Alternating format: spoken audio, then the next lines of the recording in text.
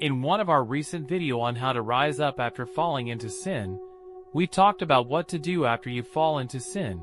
Now in this video, I will be talking about how to overcome those sins. I have covered that in 3 steps, so without more being said, let's get straight into the video. Step 1. Stop those thoughts. 2 Corinthians 10 verse 5. Casting down arguments and every high thing that exalts itself against the knowledge of God, bringing every thought into captivity to the obedience of Christ. In this passage, Paul tells the church in Corinth to bring every thought into captivity to the obedience of Christ. What I focus on here is those thought captivity, because evil thought are first thing that causes us to sin.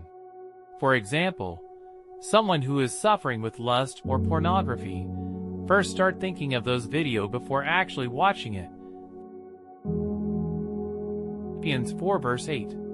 Finally, brothers and sisters, whatever is true, whatever is noble, whatever is right, whatever is pure, whatever is lovely, whatever is admirable, if anything is excellent or praiseworthy, think about such things. According to this passage, us as Christians are meant to focus on things that are true, noble, pure, lovely, and praiseworthy.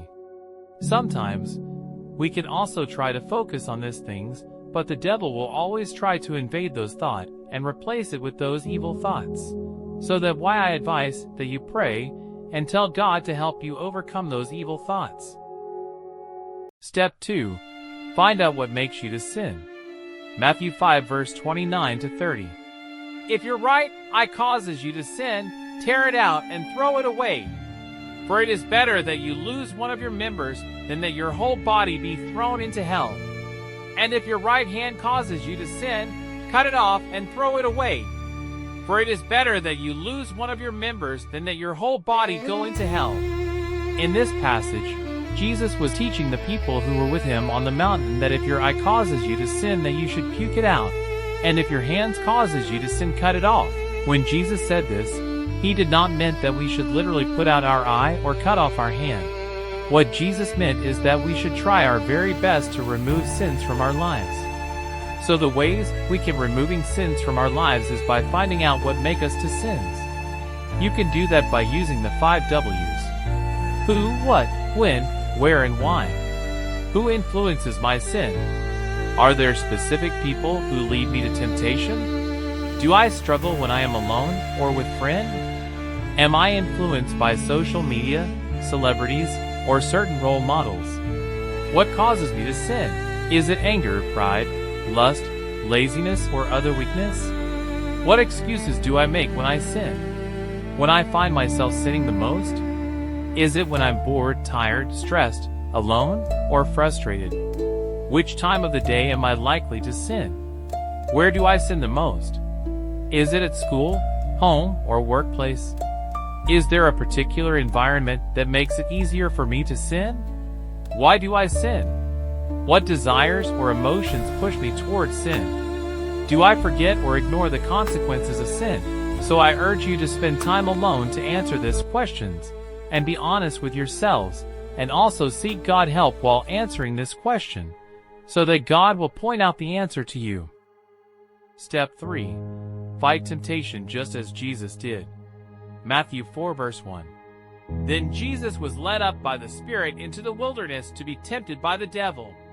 In this passage, Jesus was taken to the wilderness to be tempted by the devil himself.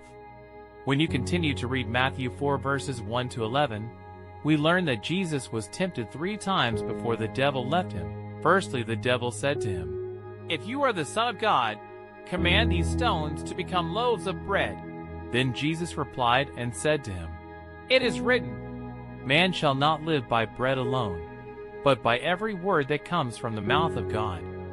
Then the devil took him to the holy city and set him on the pinnacle of the temple and said to him, "If you are the Son of God, throw yourself down." Jesus said to him, "Again it is written, you shall not put the Lord your God to the test."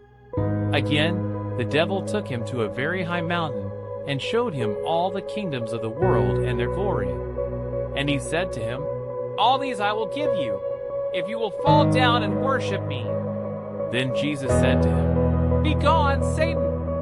For it is written, You shall worship the Lord your God, and him only shall you serve. Then the devil left him. So I want to focus on the fact that despite what the devil did to tempt Jesus, it still did not work, and the reason why it did not work was that Jesus was using verse to overcome each temptation.